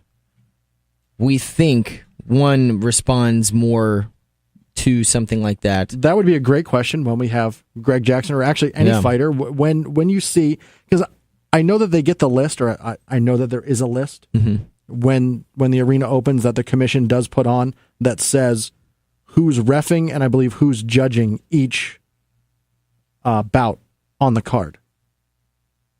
Oh, I was under the impression that was information that the fighters and the corners found out once they walked to the cage. No. It's already predetermined. I believe that they can find that information out prior to the fight. They've already said that some refs are reffing certain events, that the Athletic Commission makes that public knowledge, saying Mazzagatti will be doing this fight. Or the main event is going to be done by Herb Dean or something like that. Because I have heard that in the past, yeah. So Fightmaster, did you watch it last week? Have you been watching it? I was unable to this past week. The first couple weeks I have been able to. But really, the ones I was able to watch, they were still going through the process of selection. And last week was the first actual episode. I didn't get a chance to see it. I do have it DVR'd for tonight, and I do believe that they are doing the replay of last week tonight as well, so I can catch up on those. And maybe we can talk about that next week with the third episode of the actual tournament, per se. We can talk about that when we are not talking with Matt Hamill, because he will be in studio next week. That's one thing that I also found out from his agent Gerard, whom I talked to earlier. So you're breaking news right now? I didn't know that. Okay. I did not know. Well, there we go. Breaking news. Breaking news. You heard it here first, folks. Matt Hamill in studio. Matt Hamill scheduled to appear. Scheduled to appear in studio next week with us. Not sure which hour. May be here for the full 2 hours. We'll see what happens. He's a guy that would be here at 5:30 and will leave at 9. And then he would go out and have dinner with you. Yes. Afterwards. And you'd be it's no big deal for him. We were talking earlier. What were we talking about earlier? We were definitely talking. We were talking. A little bit. We were talking that earlier. I know. And there were a bunch of things that we were talking about. That doesn't help derive what we were talking about earlier. I actually sort of, this is actually no segue at all. This is just a complete random ass thought I had. I did want to get Randy's opinion on it. Did you see, this was some information on the underground, Stefan Bonner got all... Hall of Famer. Hall of Famer. Well... You got to put that in front. You got it right. He earned it. UFC he has been Hall given of Famer, that title. Stefan Bonner got butthurt about words said by Tito Ortiz. And if I was in his position as a Hall of Famer, I would say I would be 100% with him. He got upset at words that Tito Ortiz said, saying he didn't deserve it because his career did not warrant a Hall of Fame induction.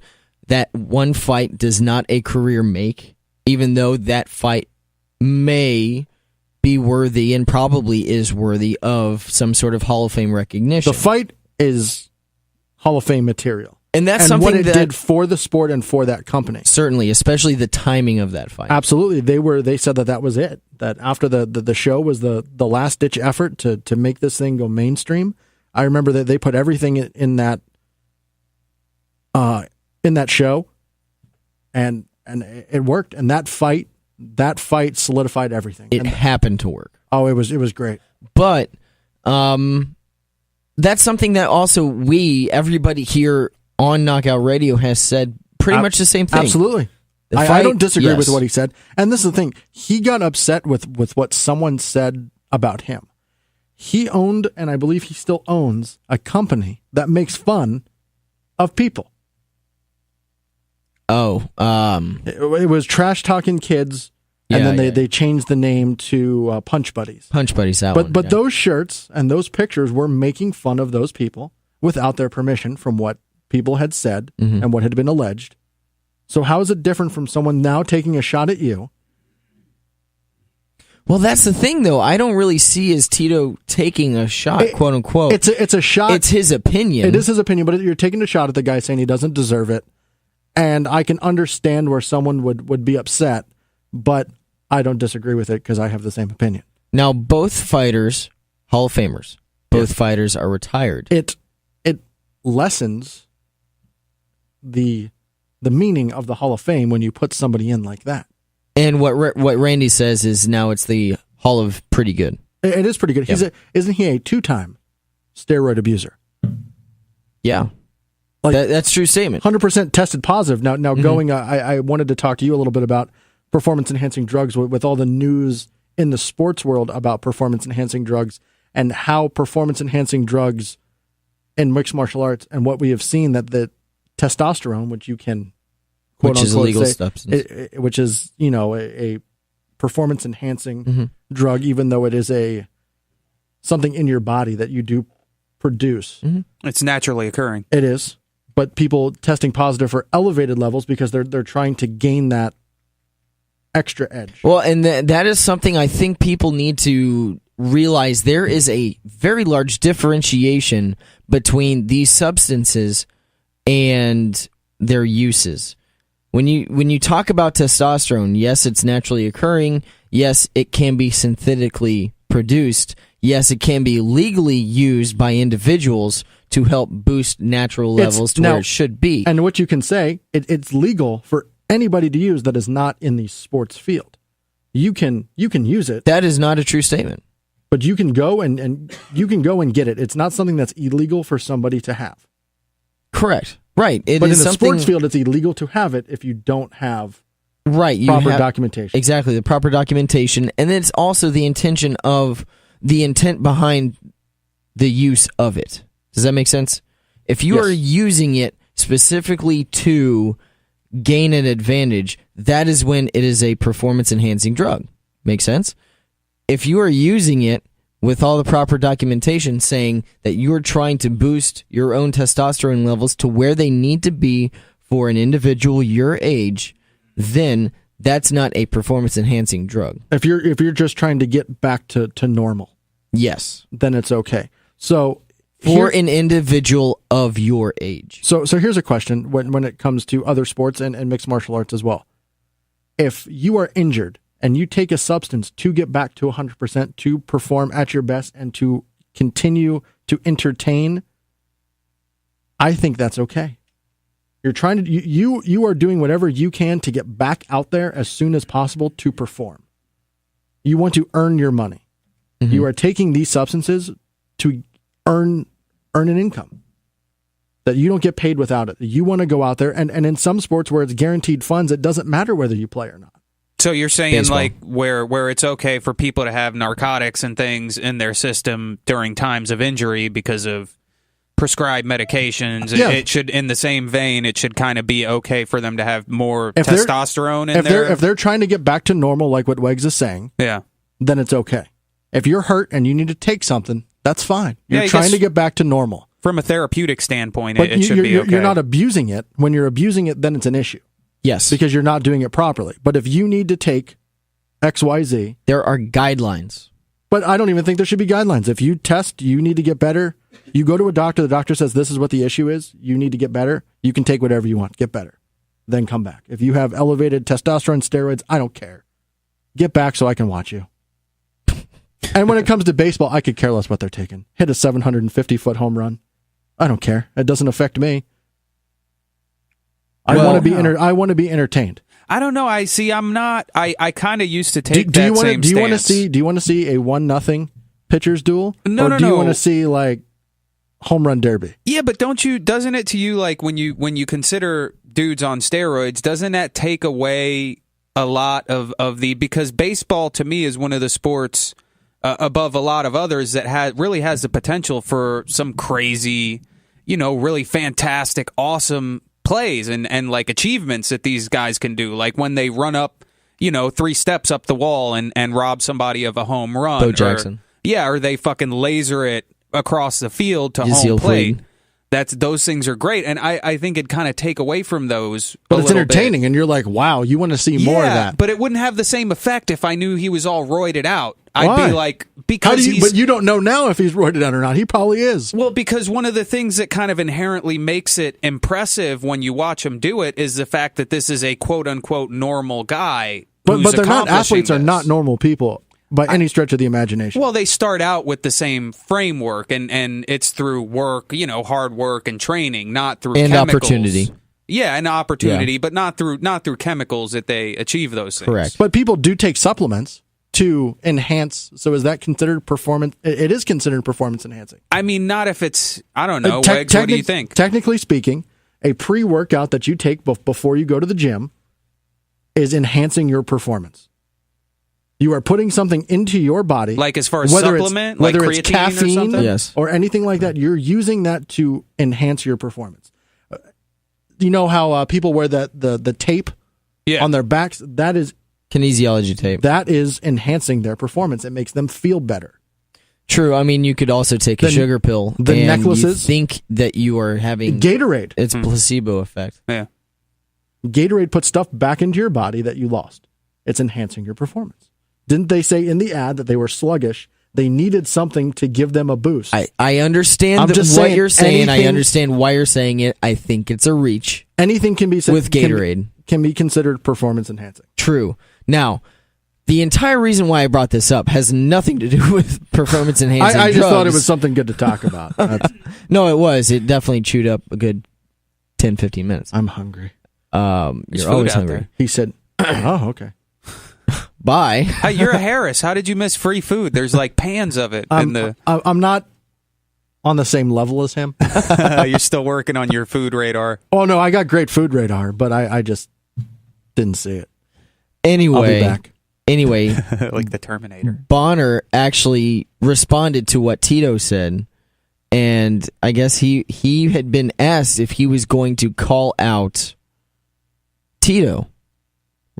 Just a reminder. I don't know where they're going to fight because I don't see it happen in the UFC. Both of these fighters are retired. Allegedly retired.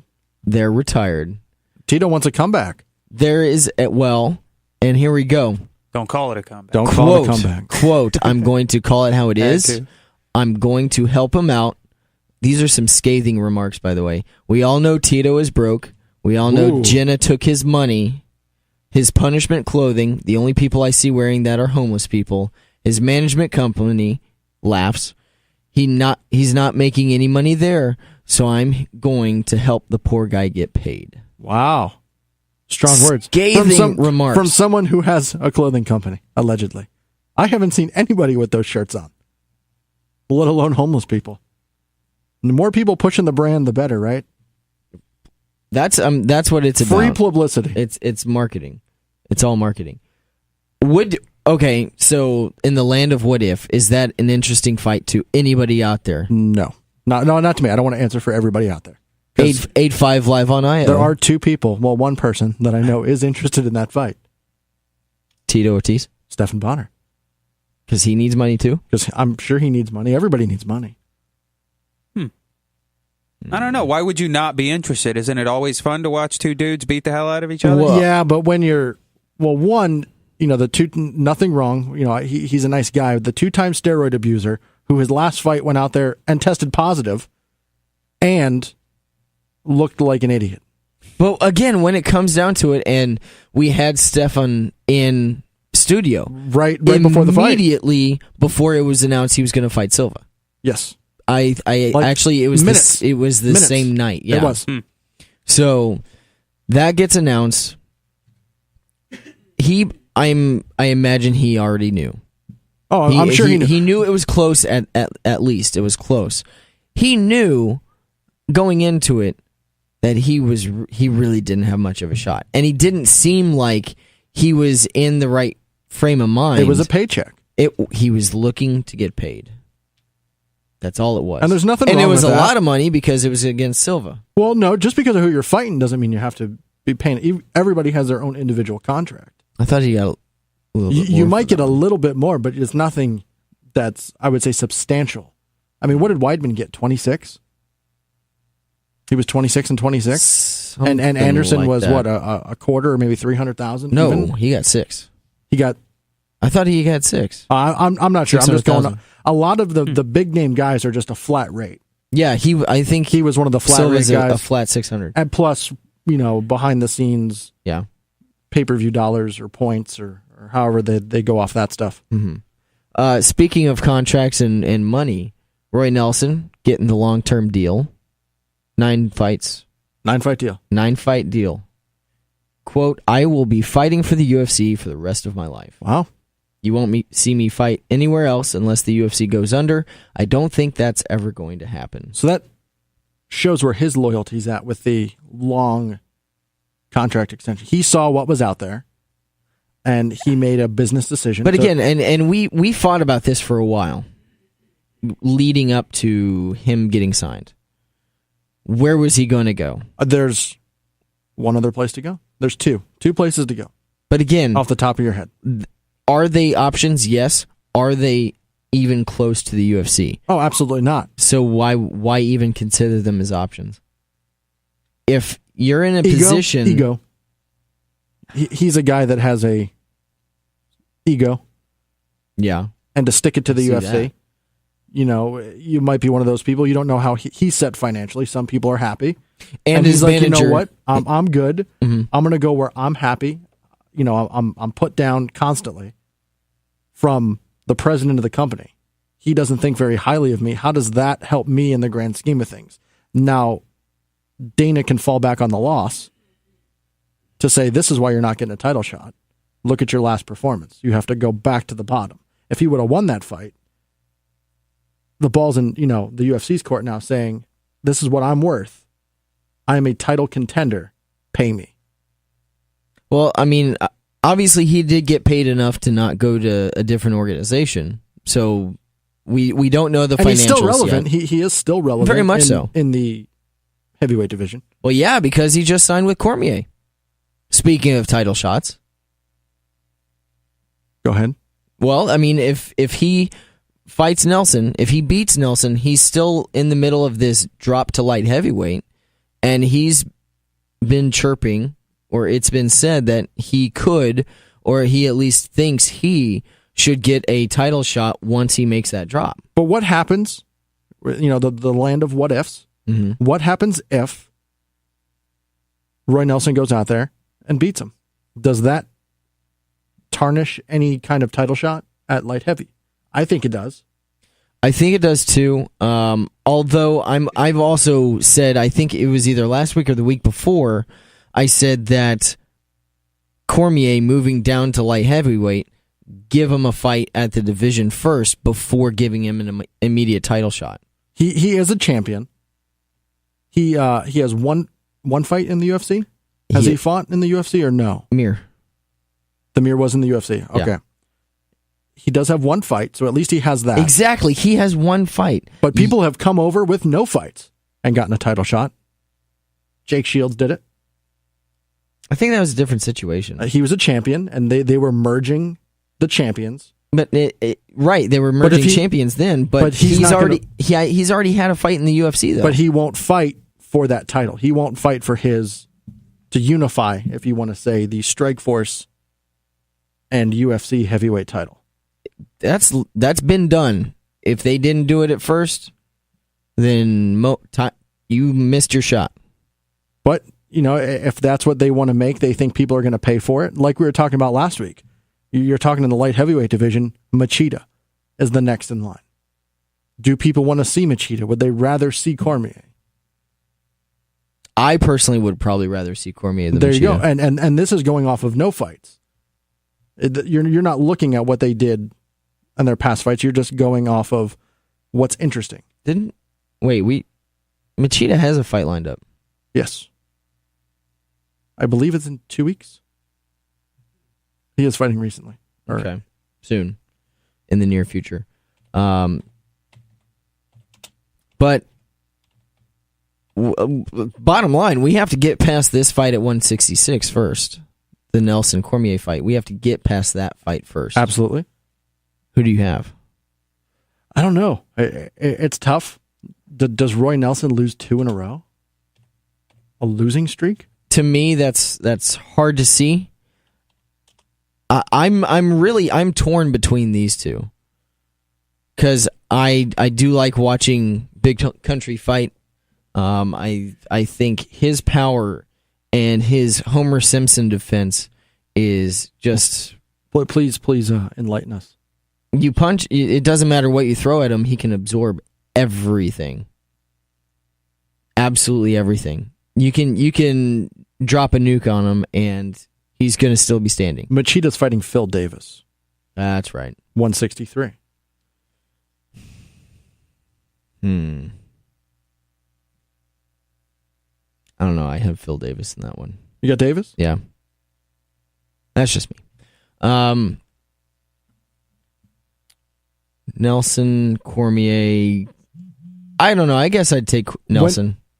I think he would be motivated, especially this being his first fight on his new contract, after going through everything at the end of his old contract, after getting embarrassed by Stipe Miocic, the way he was.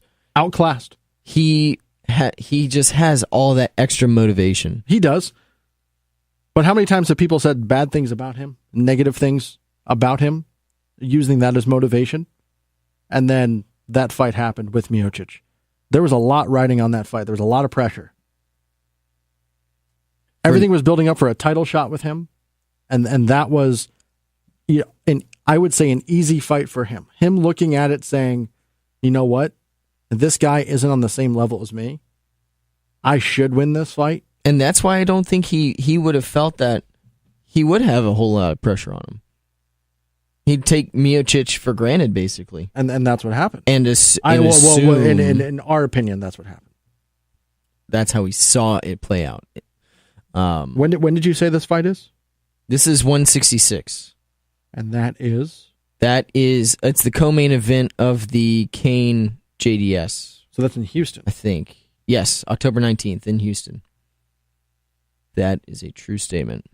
They're starting to build a nice card. They have Diego Sanchez and Gilbert Melendez on that fight as well. That'll be an exciting fight. Gilbert finally fighting a non-Strikeforce fighter. Because they were saying after the loss, who are you looking at? And he's like, just not someone that I fought it. Please, not somebody from Strikeforce again. Nate Marquardt, Hector Lombard, Tony Ferguson, Mike Rio are the other ones that are on the card. Now, real quick, didn't Lombard call out Marquardt? Oh, I'm not sure. I think haven't somebody seen... called him out. And I think it was Lombard.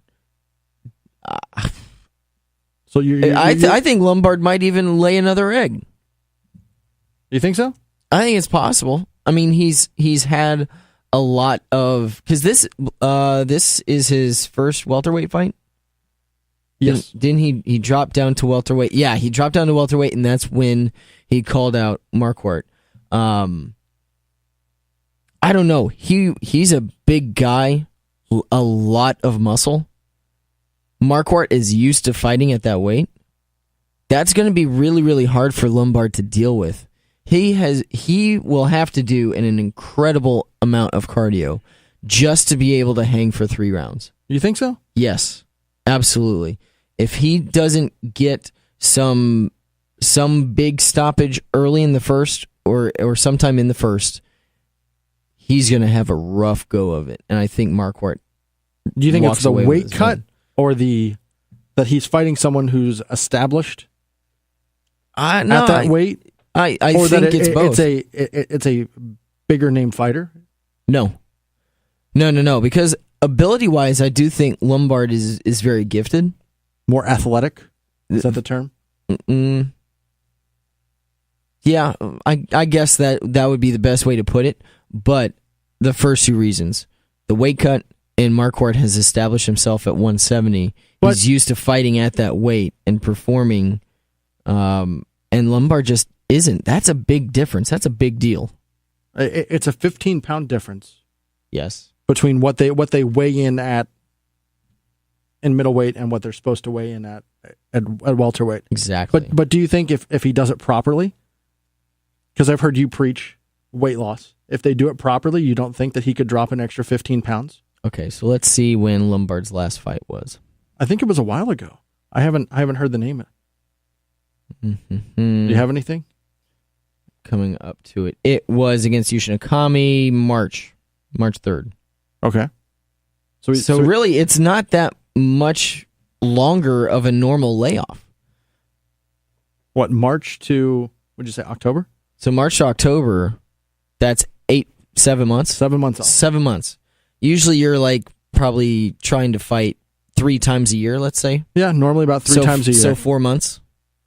So that's a little bit less than twice as long. But still 15 pounds, because... But how long has this been in the works in the back? Saying, we want you to drop down.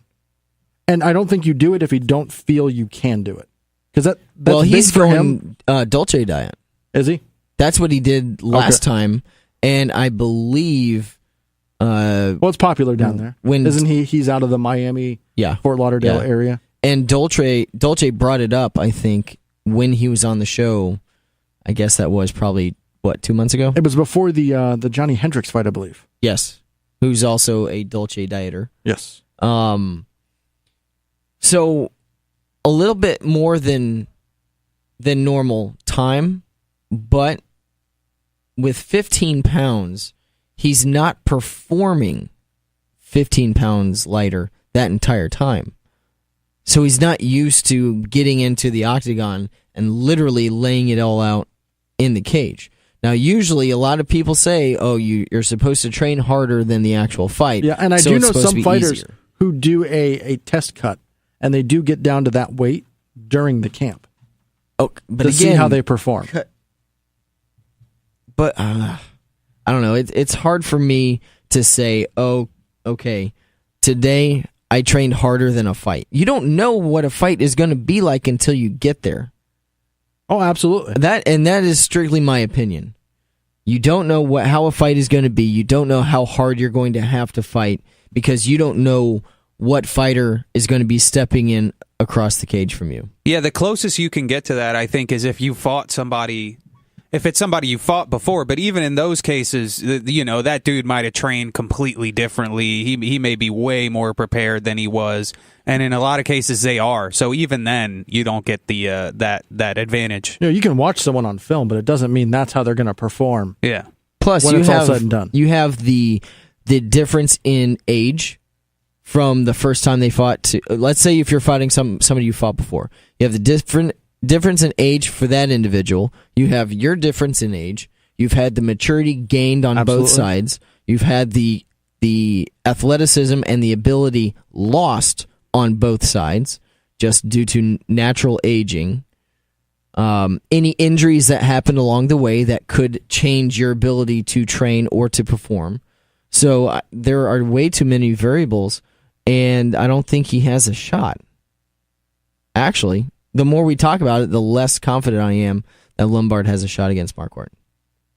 Now, that would put him, at 1-2 in the UFC? Highly touted. He is 1-2 as we speak. So the loss would put him at 1-3. Yes. Highly touted. Now what? It's a big fight for him. It is, I would say, a make or break. And we said that after the Bosch loss. You would or would not? No, I think it is a make or break fight. You know, that you can't pay guys to come here and go 1-3. You know, you really can't pay guys to go 1-2 and losing the both were split decisions. So he was in the fight the entire time. And his win was by a pretty awesome knockout. Yes. But the name of the game is to win. And that's what they're paying you to do. To go out there and perform.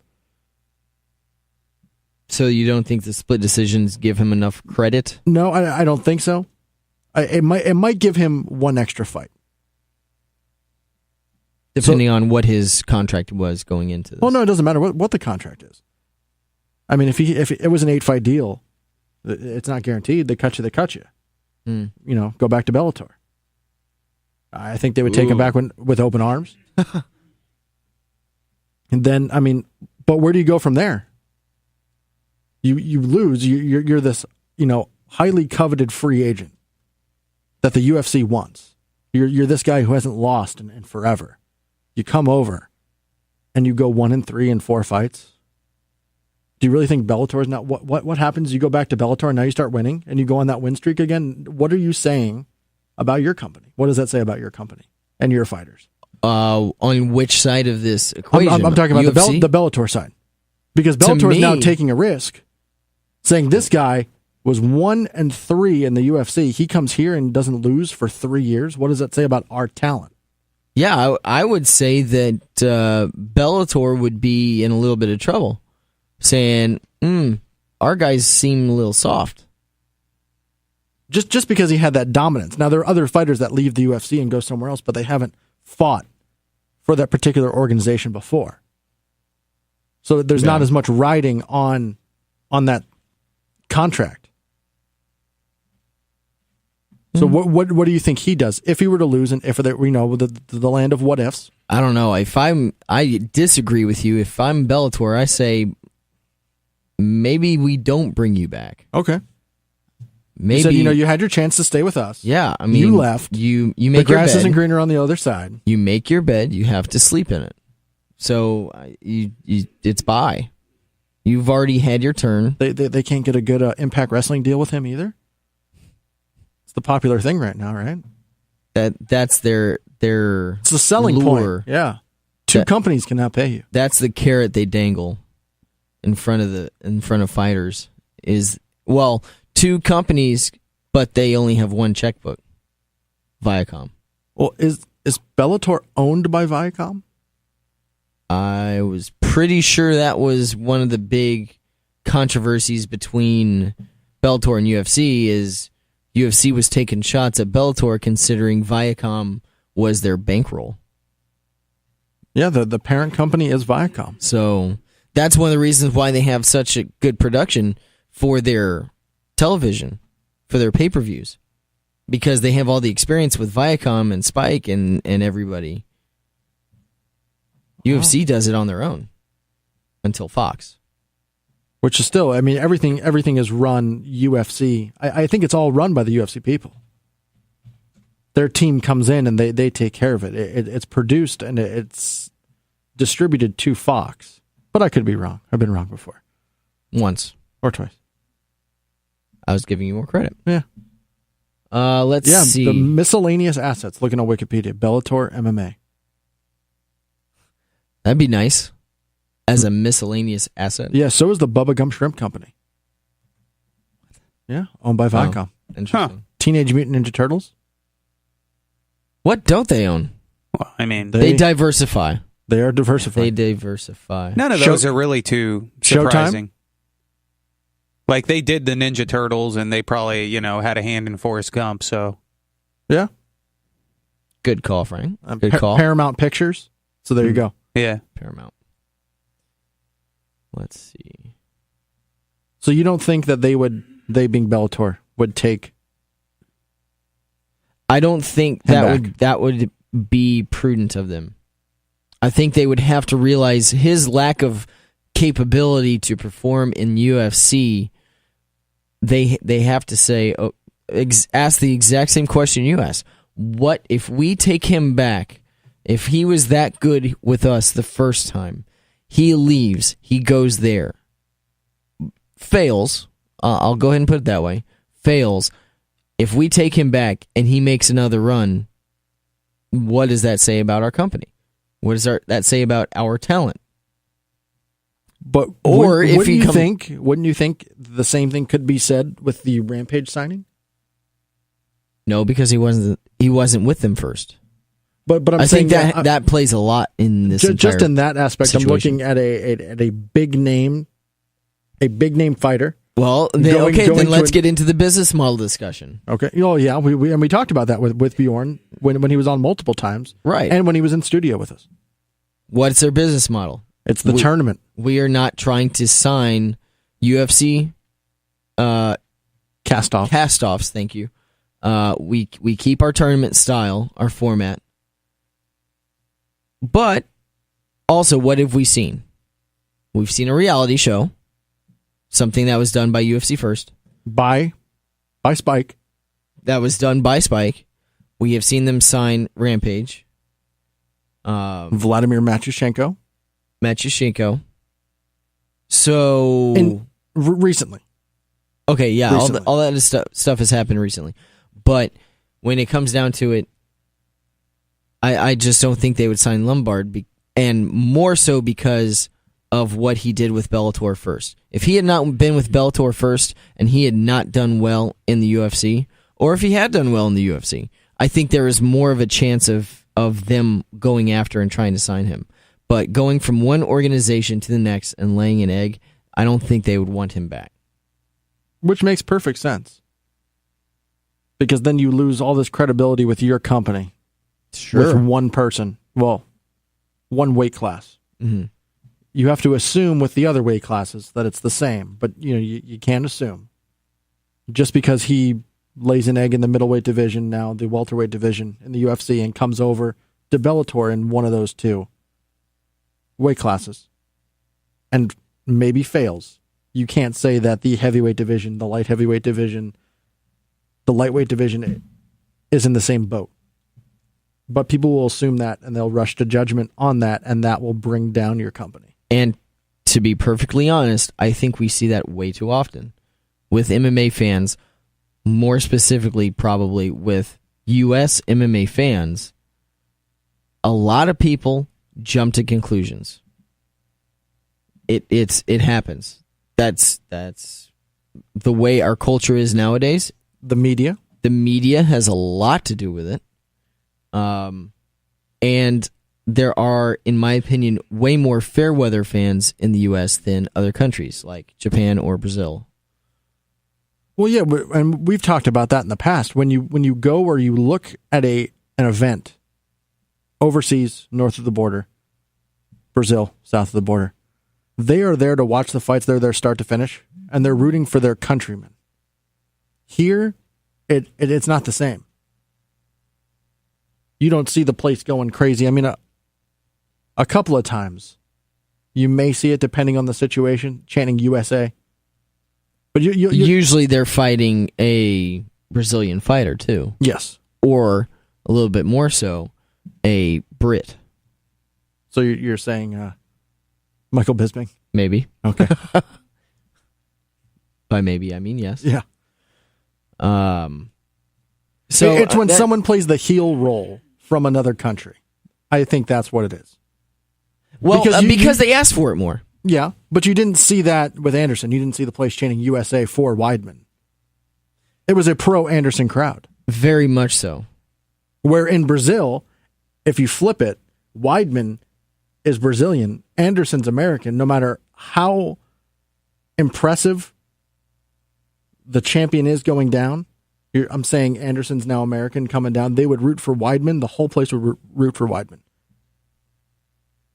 Sorry, could you explain that one more time? I'm saying I'm flipping it. I'm saying that the underdog, that it's still the same thing. Anderson's the champion, but he's American. Okay? He goes down to Brazil to fight a Brazilian, in quotes, okay, Chris Weidman. Yeah. The place would be a very pro Chris Weidman arena. Certainly. Because he's saying it Brazilian. wouldn't matter that Anderson was the champion. Was the champ, 6 years in a row. Right. Whereas in the country. States, he'd get marked out to a little more. See, I've never used that term. I hear it all the time. That's great. Thanks. We used it in one of my analogies. I like it. Yes, I definitely agree with look that at GSP. No matter where he goes, the whole place will be a pro GSP crowd.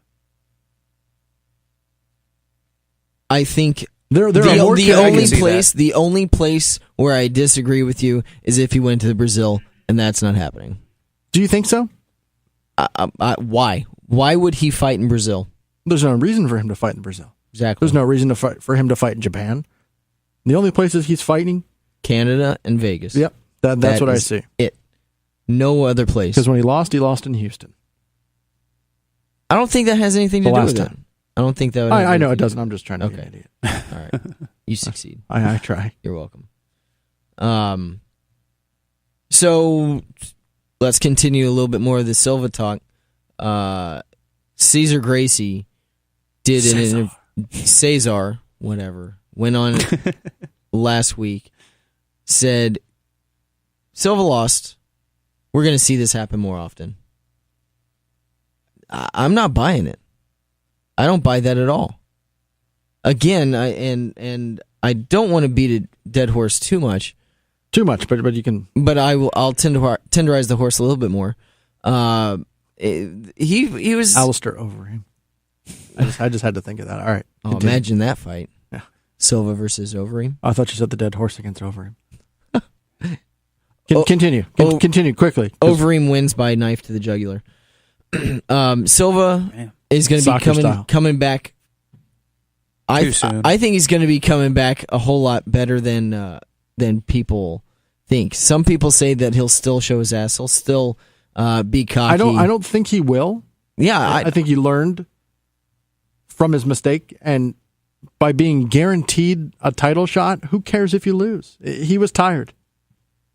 I'm sorry, I do not believe that.